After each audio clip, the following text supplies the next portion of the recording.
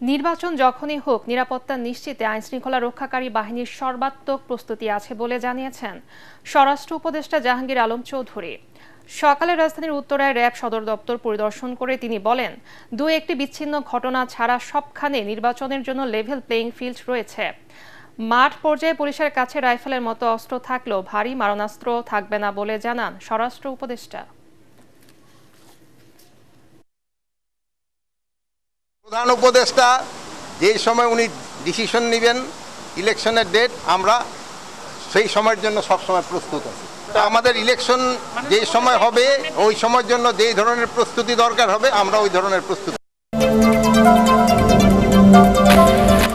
প্রধান উপদেষ্টার সঙ্গে বৈঠকে জাতীয় নির্বাচনে অনিশ্চয়তা দূর করা সহ দেশবাসীকে সঠিক দিক নির্দেশনা দেয় সমালোচকরাও এখন তারেক রহমানের নেতৃত্বের প্রশংসা করছেন, এমন দাবি করেছেন বিএনপি ভাইস চেয়ারম্যান শামসুজ্জামান দুদু। জাতীয় প্রেস ক্লাবে আলোচনা সভায় তিনি বলেন, অযথা নিজেদের মধ্যে বিভেদ সৃষ্টি করে পতিত স্বৈরা শাসক ও তার দোসরদের বিশৃঙ্খলা সৃষ্টির সুযোগ দেয়া যাবে না।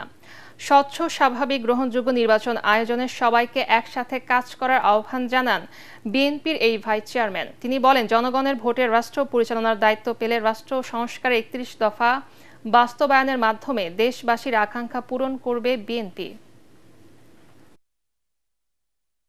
গণতন্ত্রের প্রশ্নে সবাই একমত, নির্বাচনের প্রশ্নে সবাই একমত। আগামী দিন নির্বাচন হতে হবে, মানুষের ভোটাধিকার ফিরিয়ে দিতে হবে, স্বচ্ছ এবং স্বাভাবিক নির্বাচন হতে হবে, এ ব্যাপারে কিন্তু কোনো দ্বিমত নেই। সেই জন্যে আমাদের একটু সতর্ক থাকতে হবে, একটু ধৈর্য থাকতে হবে। অল্পতেই উত্তেজিত হয়ে নিজেদের ভিতর বিভাদ সৃষ্টি করে আমরা গণতন্ত্রকে বিঘ্নিত করছি কিনা সে ব্যাপারে একটু চিন্তা করতে হবে। তারেক রহমান, তার প্রতি মানুষের যে আস্থা, বিশ্বাস, এটা অভূতপূর্ব। একসময় তাকে যারা সমালোচনা করতেন তারাও এখন তার সমর্থক। মোনালিসা হেভি ফ্লো 15 পিস প্যাকেটের সাথে 8 পিসের একটি প্যাকেট একদম ফ্রি। বিএনপির ভারপ্রাপ্ত চেয়ারম্যান তারেক রহমানের সঙ্গে প্রধান উপদেষ্টার বৈঠক আগামী নির্বাচনের গ্রহণযোগ্যতাকে প্রশ্নবিদ্ধ করবে বলে মন্তব্য করেছে জামাতে ইসলাম। এতে রাজনৈতিক সংস্কৃতি ব্যত্যয় হয়েছে বলেও মনে করে দলটি। দুপুরে গণমাধ্যমে পাঠানো বিবৃতিতে এমন দাবি করা হয়। একটি নির্দিষ্ট দলের সাথে আলাপ করে সামগ্রিক রাজনৈতিক বিষয়ে সিদ্ধান্ত গ্রহণ সমীচীন নয় বলেও জানিয়েছে জামাত।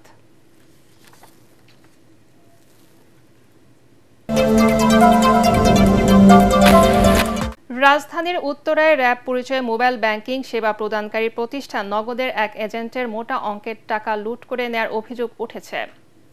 লুট করা অর্থের পরিমাণ 1 কোটি টাকারও বেশি। উত্তরার 13 নম্বর সেক্টর এলাকায় সকালে এই ঘটনা ঘটে। সিসিটিভির ফুটেজে দেখা যায় র্যাবের জ্যাকেট পরে 3 জন অস্ত্র উঁচিয়ে ওই এজেন্টের ব্যাগ ছিনিয়ে নিয়ে গাড়িতে উঠছেন। র্যাবের মহাপরিচালক AKM শহীদুর রহমান জানিয়েছেন, ঘটনাটি তদন্ত করে দেখা হচ্ছে।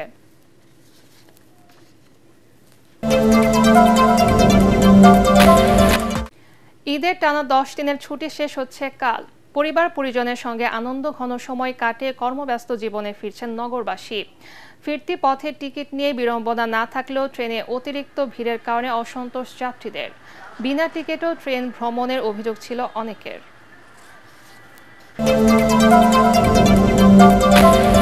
কর্মস্থলে ফেরা মানুষের ভিড় বাড়ায় মহাসড়কগুলোতে রয়েছে যানবাহনের বাড়তি চাপ। উত্তরবঙ্গে প্রবেশদ্বার সিরাজগঞ্জ মহাসড়কে দীর্ঘ যানজট দেখা দিয়েছে। সকাল থেকে যমুনা সেতুর পশ্চিম গোলচত্বর থেকে সীমান্ত বাজার পর্যন্ত প্রায় 10 কিলোমিটার মহাসড়কে গাড়ির ধীর গতি ও মাঝে মাঝে যানজট হচ্ছে। এতে ভোগান্তিতে পড়ছেন কর্মস্থলে ফেরা মানুষেরা। যমুনা সেতুর উপরে 3 থেকে 4টি গাড়ি বিকল হয় এমন যানজট দেখা দিয়েছে বলে জানান কর্তৃপক্ষ।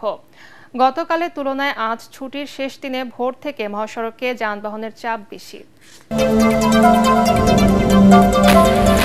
ইসরায়েলের সামরিক হামলার শক্ত জবাব দিচ্ছে ইরান।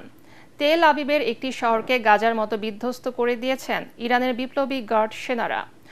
রাতভর মুহুর্মুহু মিসাইল হামলায় বহু ইসরায়েলি নাগরিক হতাহত হয়েছেন।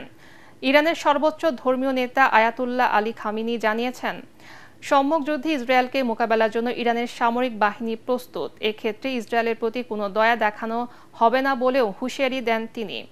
এদিকে ইরান ইসরায়েলের যুদ্ধ থামাতে মধ্যস্থতার প্রস্তাব দিয়েছেন রুশ প্রেসিডেন্ট ভ্লাদিমির পুতিন।